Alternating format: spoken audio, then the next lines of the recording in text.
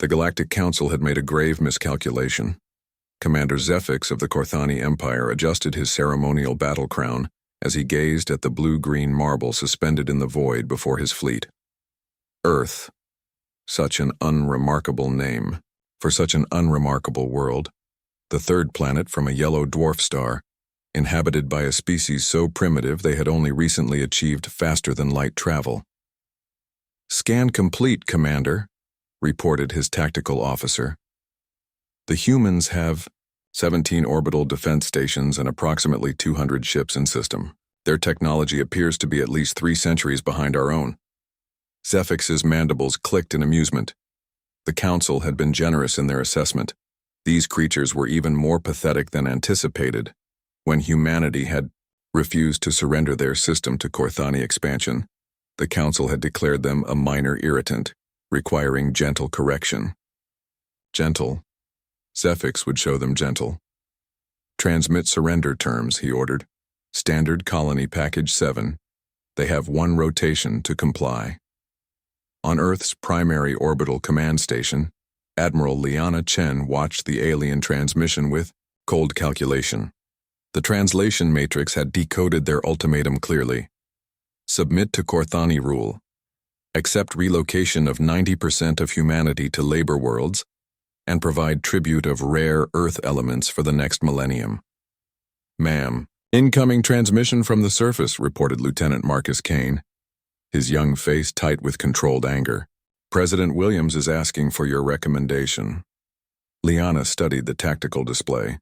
300 Korthani vessels hung just outside the system's heliopause, their energy signatures massive and intimidating. Every scan confirmed what Command already knew. Their weapons and shields were far superior to anything in Earth's arsenal. By conventional measures, this should have been over before it began. "Tell the President," Liana said quietly, "that the Galactic Council has just crossed a line they didn't know existed. Authorization code Lima 77 Alpha. Full release." Marcus's eyes widened. Every officer in Earth Defense Command knew that code. It was whispered about in academies, referenced in classified briefings that cleared rooms when mentioned. The human reserve. Zephyx was reviewing colony integration protocols when his communications officer began chittering in alarm. "Commander, energy signatures throughout the system, massive power sources coming online." The main display shifted, showing the tactical overview of the Sol system. Zephyx's compound eyes focused, then widened in disbelief. The display was erupting with new contacts. "Impossible," he breathed.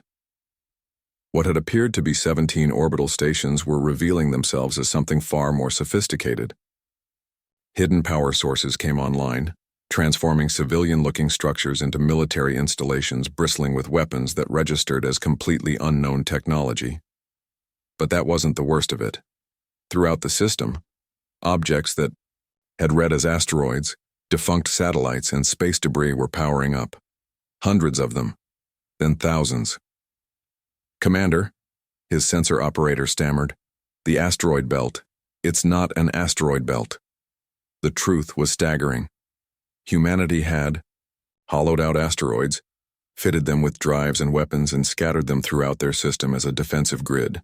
What the Korthani had dismissed as space rocks were actually camouflage battle stations, each one the size of a dreadnought. "Energy readings are off the scale," his tactical officer reported. "These weapon signatures... Commander, I've never seen anything like this. The power output is exponentially higher than our own." Zephyx felt a chill run through his carapace. What kind of species builds weapons like this? His question was answered when the first human ships began emerging from what had appeared to be empty space. Stealth technology so advanced that even Korthani sensors couldn't detect it. Ships that had been sitting there, waiting, perhaps for years. Then came the transmission from the human admiral. "Korthani fleet, this is Admiral Chen of the Earth Defense Force. You have 30 seconds to begin withdrawal from our system." Zephyx quickly composed himself and opened a channel. "Human ear. Admiral, you cannot be serious. We outnumber your declared forces 3-1. Our technology is centuries ahead of yours."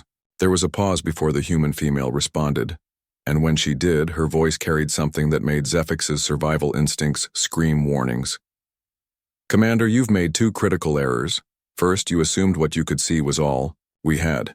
Second, you assumed we were centuries behind you technologically." The display updated again. More contacts were appearing, emerging from hidden positions throughout the system. Ships that defied classification. Massive vessels that registered power outputs equivalent to small stars. "You see," Admiral Chen continued, "humanity learned long ago that the universe is a dangerous place. We've been preparing for visitors like you for 200 years.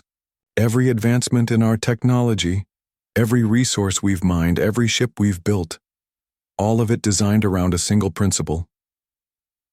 Marcus watched his admiral with newfound respect as she delivered humanity's message to the galaxy. "Never again will humanity be defenseless. Never again will we be victims. And never again will anyone threaten our home without facing consequences they cannot imagine." The engagement lasted exactly 4 minutes. The Corthani fleet, despite their superior individual technology, found themselves outmatched not by advanced weapons, but by sheer overwhelming force and tactical sophistication that spoke of centuries of careful planning.